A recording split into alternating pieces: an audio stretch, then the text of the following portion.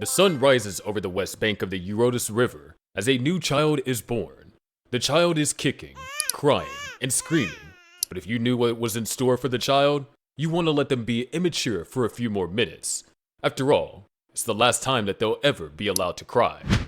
Welcome to Sparta, kid, where your life and death belong completely to your country. Your parents look at you proudly, expecting great things from you.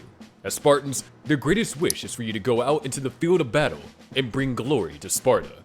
But before any of that can happen, you must first pass inspection. If you are a man, you are under scrutiny from the moment you were born till the moment you die, and all of it started with inspection. The way it worked was simple. Not long after your birth, you would be taken to Gerousia, a council of elder Spartans who would inspect you as if you were livestock. If the boy looked like he was physically or mentally handicapped, then he was of no use to the Spartan army. These infants would then be taken out in the wild and are left to fend for themselves.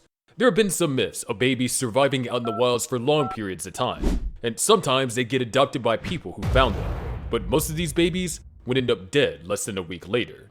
But if you survived inspection, then congratulations, because you just got yourself a one-way ticket to a life of discipline, hard work, and the worst body odor imaginable. Right from their birth, Spartan children were groomed into tough and manly men. They weren't bathed in water. Instead, they were bathed in barrels of wine. Some of the children would have a bad reaction to the wine, but all that it meant was a couple more children to eliminate, and fewer weak soldiers on the battlefield. From the moment you were born, you were expected to be tough and independent. If you ended up crying or complaining for whatever reason, then your parents would completely ignore you. This way, you learned that you have to fight for everything you want. You are also conditioned to not fear darkness or solitude. There are stories of babies being left in the dark on their own so that they get used to it. Why? Because you had to become the perfect soldier. As a boy, the only career choice you had was to become a soldier. Even thinking of having any dreams or aspirations outside of joining the military was not allowed. These soldiers, better known as Hoplites, were the backbone of Spartan society, and they lived by one rule: return with your shield or on it. And the training to be one of them started ripe and early at the age of 7. This training was known as Agoge, and every man in Sparta would be part of it until they reached the age of 30. The simplest way to describe this training is that if you had survived to age 7, congratulations, you're finally done with the easiest years of your life. Now, it's time for the real deal. You were put in the care of a Paidonomos, which basically translates to boy herder. You would start at the first level of Agoge, called the Paids, which would last from the day you turned 7 until the age of 17. Then comes the Paidoskoi, lasting from 17 to 19 years of age. And finally, the Habantes, aged 20 to 29. Of course, you don't understand any of this, considering that you're just a spoiled 7-year-old brat who had lived a life of luxury compared to what's going to come next. If you thought not getting any love from your parents was bad, then imagine being packed in barracks with hundreds of other boys your age and trained day in and day out for 10 long years. The training regimen was extremely brutal and would push you to your absolute limits, and then ask you to give even more. Worse was how everyone else treated you. Spartans believed that feeding people as much as they wanted would lead to soft, fat soldiers, so they decided to give everyone slightly less food than what they would need, to make sure they don't get fat. If you felt hungry, you were encouraged to try and steal food from others or from the kitchen. But if you got caught, you would be punished. Not because you tried to steal, but because you were too weak to do it without getting caught. This meant that you had to protect everything you had and the food you received. If you were hungry, so was everyone else, and showing weakness would be your end. All that Sparta cares about is the cream of the crop, so the Paidonomos and other people in charge would intentionally cause fights between the boys to see who was the strongest. Hungry, young, and irritable, you would all be too happy to fight someone if it meant you could eat some more food. This hunger did lead to some benefits though. After all, when you were out on the battlefield and your rations were running low, years of feeling hungry meant that you didn't even feel a thing. While your opponents ran out of strength and felt hungry after hours of battle, you could still stand, strong as ever.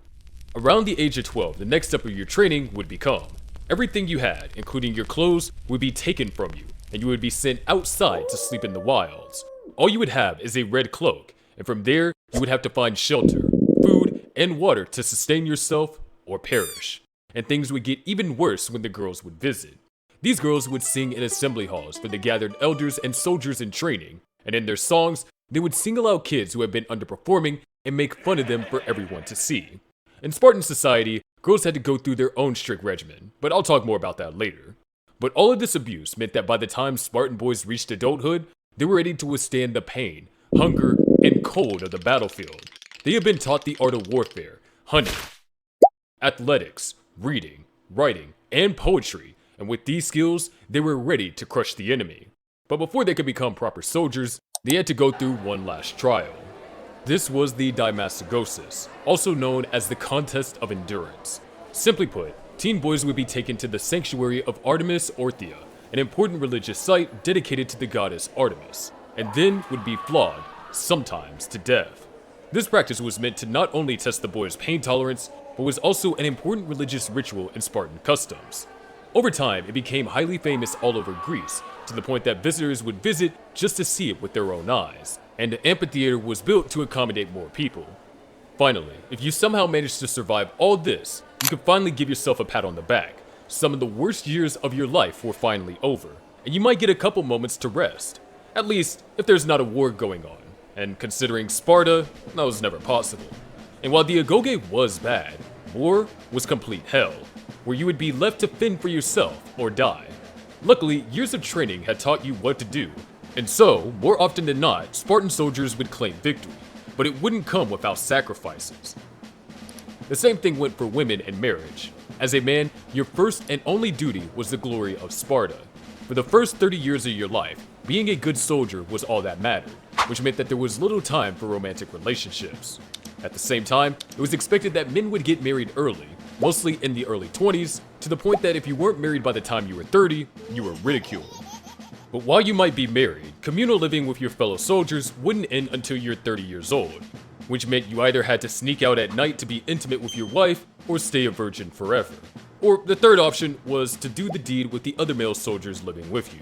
Eventually, if you managed to survive all this and live to the age of 60, you would be given the chance to join the Gerousia yourself and raise a new generation of Spartan soldiers. On the other hand were the girls of Sparta, and they had a much easier time as compared to the men. Unlike men, they didn't have to go through inspection, and it's likely that all the infants killed were boys. Girls were generally trained in a much more different set of skills, from dancing and singing to even javelin throwing so that they would be strong, healthy mothers. The duty of these girls was to give birth to an even stronger generation of Spartan men. Since most of the menial labor was done by slaves that Spartan men would capture on their exploits, women were given a high amount of freedom and would often be the ones managing the house. As a woman in Sparta, you can even own land and inherit property as well as get a proper education. You would also be put through a training regimen of your own where you were built up to be just as strong as the men who were training to go to war. Women who died in childbirth would be honored just as much as men who died on the battlefield. So, that's life in Sparta. At age 65, as you lie in your bed, you feel that death is near. At your age, it feels more like a reward to die than anything else. You survive countless hardships, from losing loved ones to the pains of training to going to war and watching your comrades fall in battle. You survived, battle after battle, and even now, you have your shield with you. Hopefully, the next crop of Spartan soldiers can bring even more glory to this beautiful land. Your final thought as you feel yourself slipping away is that maybe this is how a Spartan is supposed to go. It would have been good to fall in battle though, instead of dying alone in bed. But in the end, maybe this is all that a Spartan can ask for. If you like this video, make sure to hit that subscribe button and like the video, or else I'll make you go through the Agoge and train for 20 years.